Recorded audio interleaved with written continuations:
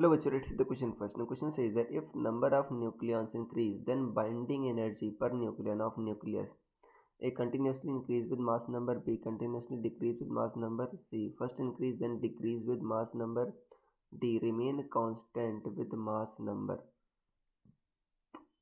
सोचने से पहले आपको समझना होगा की कंसेप्ट क्या यूज हो रहा है.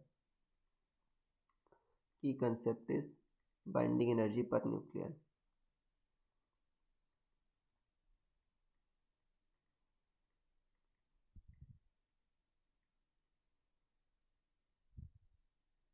देखो बच्चों, बाइंडिंग एनर्जी पर न्यूक्लियन आपका स्टेबिलिटी बताता है. जितना ज़्यादा स्टेबल होगा उतना ज़्यादा बाइंडिंग एनर्जी पर न्यूक्लियन ज़्यादा होगी. बाइंडिंग एनर्जी पर न्यूक्लियन मतलब उस न्यूक्लियन को निकालने के लिए कितनी एनर्जी हमको चाहिए.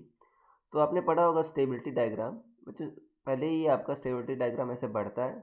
मतलब अगर आप binding energy per nucleon versus Z का ग्राफ बनाओ तो एटॉमिक नंबर बढ़ाते बढ़ाते बच्चों शुरुआत में क्या होता है आपका, ये बढ़ता है. जीरो से नहीं पास होता.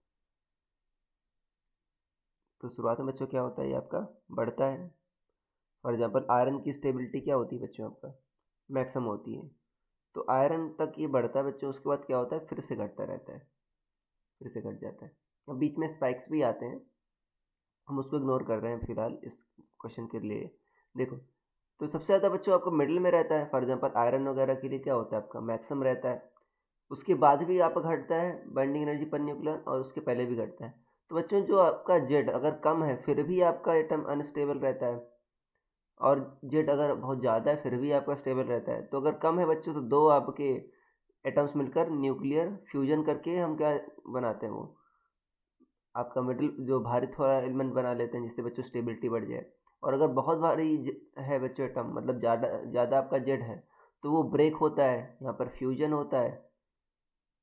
यहाँ पर क्या होता है आपका फिशन होता है, मतलब आपका टूट जाता है जिससे छोटे छोटे एटम्स में टूट जाए, जिससे आपका अगेन जेड आपका मिडिल में आ जाए, जिससे अगेन स्टेबिलिटी बढ़ जाए. तो ये बच्चों आपका ठीक है स्टेबिलिटी डायग्राम होता है. तो पहले आपका बाइंडिंग एनर्जी बढ़ती है फिर घटती है. तो first increases then decreases with, यहाँ पर आप जेड की जगह आप मास नंबर भी कह सकते हो यहाँ पर, क्योंकि अगर आपका जेड बढ़ रहा है तो मास नंबर ही बढ़ रहा है.